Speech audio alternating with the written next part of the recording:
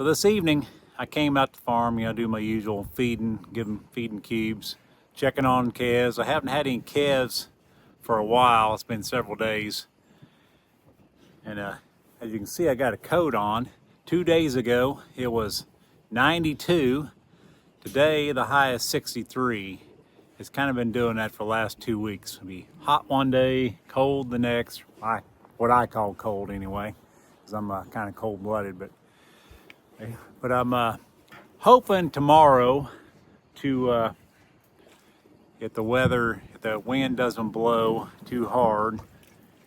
It did rain a little bit last night, but not enough to even make it, the ground muddy. Just a little damp in places. But I decided this evening I was going to get my spraying set up ready, because tomorrow we're hoping to burn pasture. If not tomorrow, hopefully the next weekend, but the weather's going to have to change for next weekend if we do it next weekend, because it's looking like it's showing a chance of rain. It's actually showing a chance of rain all like 3, maybe 4 out of the 7 days next week, like Tuesday, Wednesday, Thursday, something like that. I'd have to look again, but I feel like if I'm not able to burn tomorrow, probably chances are pretty slim that it won't happen at all. It's just going to be too wet and get too late in the year. Maybe not. It's still March, so you can burn as late as April. And they do say if you burn, the later you burn, the more weeds you'll kill. They say April is actually the ideal time to burn.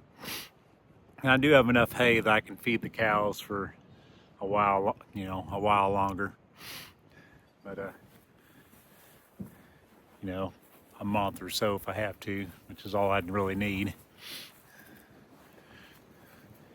But anyhow, I got my little spraying rig set up here that I had last year. I plugged it in, or I hooked it to the battery, and it's not leaking nowhere. I got it about half full right now. I'm not sure. I probably won't fill it.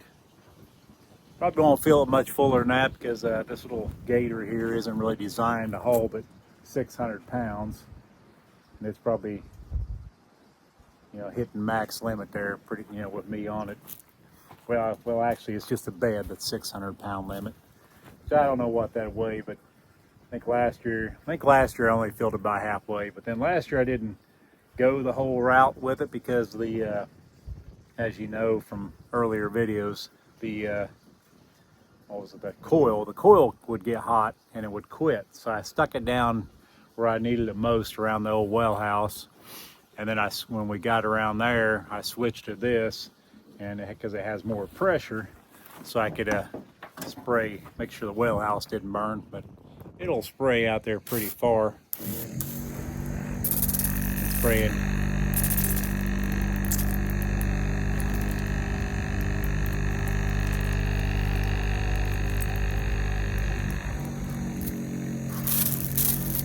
But I think I will, instead of hooking it to the gator battery like I did the cube feeder, I think I will, I have a battery I bought for a tractor I was going to try to get running, or have somebody help me try to get running. And I think I'll put, here's a full 12 volt battery. And I hope this pump will work all right on a 12 volt battery. I assume it will. I hope it won't fry it. I guess I'll have to do some research on that before I do that. But that would probably give it a little better, pressure, because it does say high flow on there. So, but I'll have to look at it a little closer here in a minute and see if it looks like it will be all right hooked to a full 12 volt battery.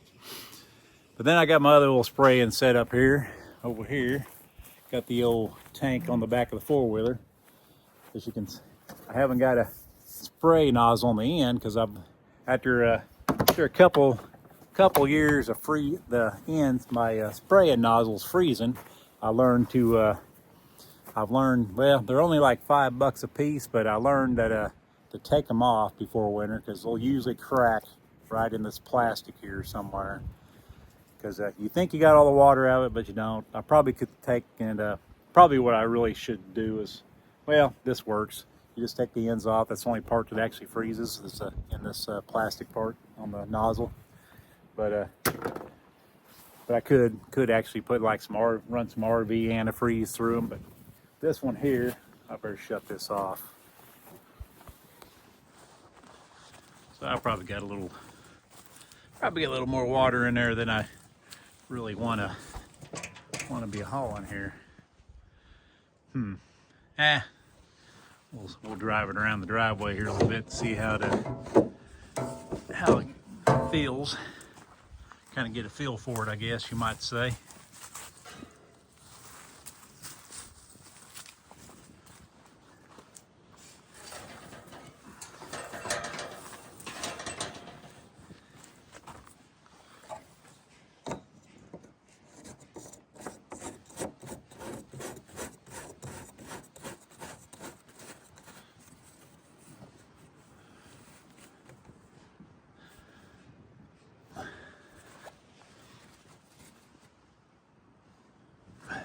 Sure that don't come out of there, but yeah, it has this little tote here has a little drain plug down here at the bottom, and this one I just kind of tipped it up, and it's got a metal sprayer on it.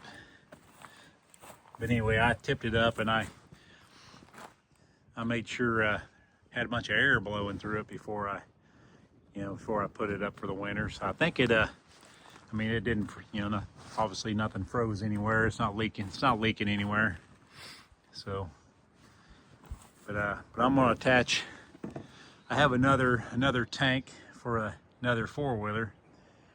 There's this one here, as you know, this other four-wheeler that I had, the out here at the farm, it has a broken front axle, or front ball joints are broke off. I do have another four-wheeler that I got at the house that I'm going to probably put this tank on. All depends on whether Misty can actually feels like she can steer one all right. Her wrist still kind of hurt her a little bit. She still has to go to therapy on her right wrist that has the plate. But she did get the cast off her left wrist, and it's got calcium built. They said it had calcium. It was about 6 weeks thereabouts. So they had calcium built up around the break. They said it wasn't totally healed, so she's got like a 5-pound limit for another 4 weeks before she can use that one. And for some reason, no therapy on the left wrist, which the physical therapist thought was odd. But the right one, she's still going to therapy on. She'll never be able to bend it quite as far as a normal person can with, normally. But yeah. So I don't know if she'll come or not, but my son Garrett, as you've seen in some working cattle videos, he is. Well, I think I had a video where we dug a water line for his house with a backhoe. I videoed a little bit, but he wants to help. So if he might come with me and help. If it all depends on whether his wife is due to have a baby any day now, so that all depends on that, I guess. Whether she's, we don't really want to be stuck out in the middle of the pasture with, not like he can't get back quick on a four-wheeler or something, but.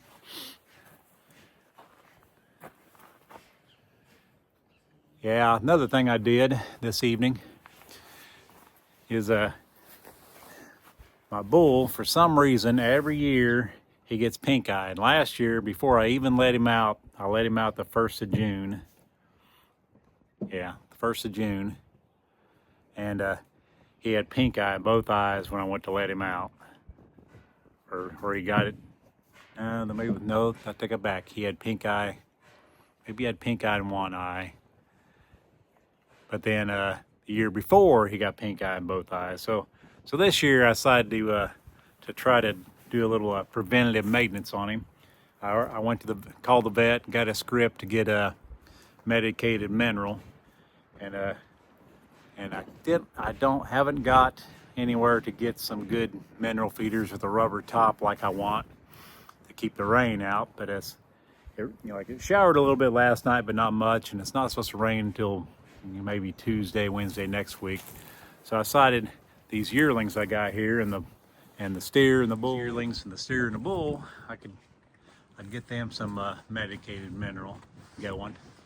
So what I did, I seen a farmer Tyler on his YouTube videos take a stock tank like this. This stock tank won't hold water, so I thought, well, that'd be a good thing to put some mineral in, because they maybe won't tip it over.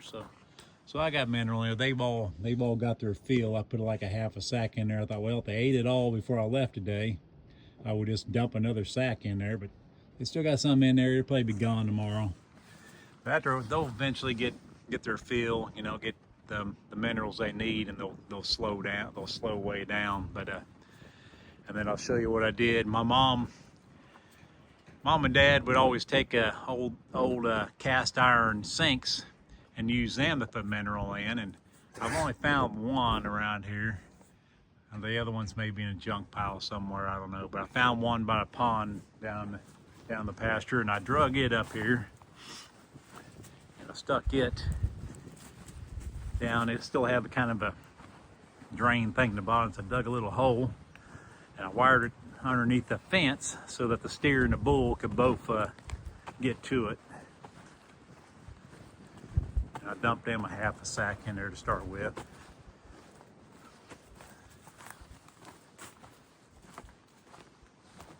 And I'll just show you what I got going on.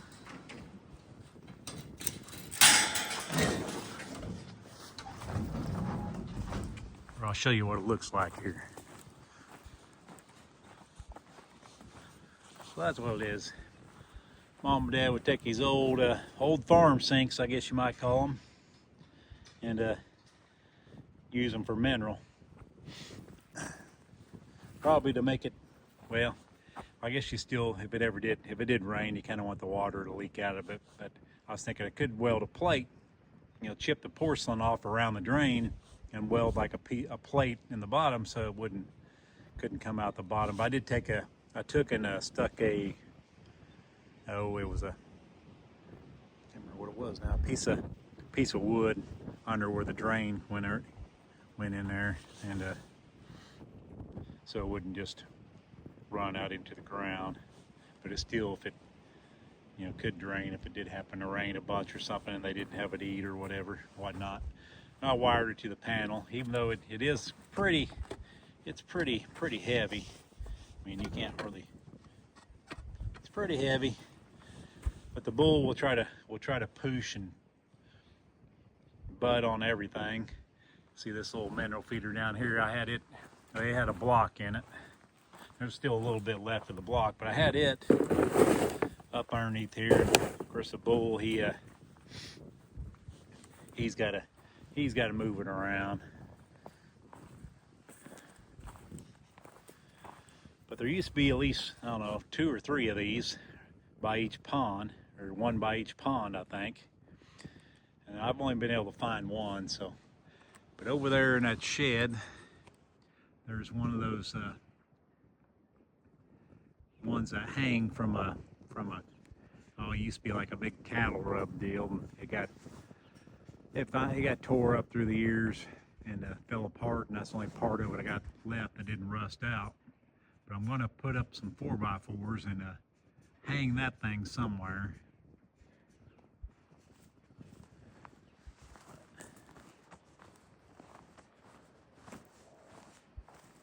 James here. You're watching The Poor Farm. If you like these videos, hit like and subscribe, and I'll see you on the next one.